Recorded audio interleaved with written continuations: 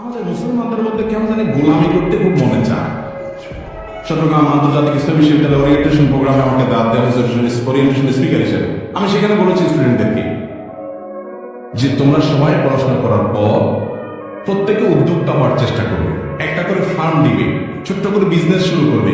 ব্যবসাতে আল্লাহ তাআলা বরকত দেয়। চাকরি করা হারাম না, চাকরি করা না জায়েজ না, কিন্তু নবী সাল্লাল্লাহু আলাইহি সাল্লাম তিনি এবং অন্যরা ব্যবসার প্রতি উৎসাহ দিয়েছেন। হ্যাঁ, তিনি অন্যের কাজ করেছেন, আপনি চাকরি করেন, এটা দোষের না, কিন্তু আপনার ভিতরে চেষ্টা থাকবে ব্যবসা করার, কারণ আল্লাহ তাআলা বরকত ব্যবসা দেয়। নবীগণের বেশিরভাগই এই জাতীয় কাজকে উৎসাহিত করেছেন। নবী সাল্লাল্লাহু আলাইহি সাল্লাম বলেছেন, আফদালুল কাসবি কাসবুল ইয়াদ, সবচেয়ে উত্তম কামাই হলো হাতের কামাই, নিজের হাতের কামাই। এখন মুশকিল হলো আমাদের সমাজটা এমন হয়ে গেছে, চাকরি করলে তাকে মনে করে অনেক বড় কিছু হয়ে গেছে। আরে ভাই, চাকরি যত বড়ই হোক, ওটা দিন শেষে চাকর থেকে চাকুরি, চাকর থেকে চাকুরি শব্দটা আর একটু খেয়াল করে দেখছেন মিনিংটা কি? চাকর, চাকর বুঝেন?